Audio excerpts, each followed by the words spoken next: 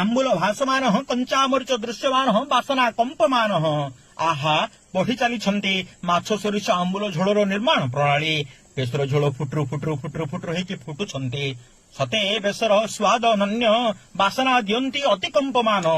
ବାସ୍ତବରେ ଏ ସୋରିଷ ଆମ୍ବୁଲ ଝୋଳରେ ଦି ଚଢୁଆ ହାତ ସେମାନେ ସାଇଁ ସାଇଁନା ଉଠିଯିବ। ହଉ ହଉ ହେଲା ଯାଇ ଧର ଥୟ, ଏବେ ମାଛ ଆଡେ କର ଲୟ। ପୁରା ଫାଷ୍ଟ କ୍ଲାସ ଗୋଟା ସେରଣା। ଶୁଣିଛନ୍ତି ନା ନାଟା ସେରଣା ମାଛ? ଗୋଟେ ଖାଇଲେ ମନ ଭର୍ତ୍ତି, ଯୋଡେ ଖାଇଲେ ମହାଫୁର୍ତ୍ତି। ମାଛ ହେଲା ପାଣି ଫଳ, ଯା ତୁଲେ ସ୍ୱାଦ ସୋରିଷ ଝୋଳ। ଏମନ୍ତ ଝୋଳରେ ଟମାଟୋ ମିର୍ସିଙ୍ଗା ପତ୍ର ନ ପଡିଲେ ସ୍ୱାଦ ଅଧୁରା, ପଡିଥିଲେ କେରକେରା। ପଡିଛନ୍ତି ବୋଲି ହିଁ ତ ଆପଣ ଏ ସୋରିଷ ଝୋଳ ଏବଂ ମାଛ ସହିତ ତାଙ୍କର ସାମ୍ପୁଲ ଟିକେ ଟିକେ ମଝିରେ ଦେଖିପାରୁଛନ୍ତି। ଗଞ୍ଜାମ ଖନ୍ଦାଶାଳ ପରି ଏମିତି ମାଛ ସୋରିଷ ଆମ୍ବୁଲ ଝୋଳଟିଏ କେବେ କରନ୍ତୁ, ଖାଆନ୍ତୁ, ଖୁଆନ୍ତୁ, ଜୀବନକୁ ଜୀବନ ଭଳି ଜିଅନ୍ତୁ। ଆଉ ଆଜିର ଅଧ୍ୟାୟ କେମିତି ଲାଗିଲା ସେଇଟା ବତେଇବା ପାଇଁ ଜମା ନ ଭୁଲନ୍ତୁ।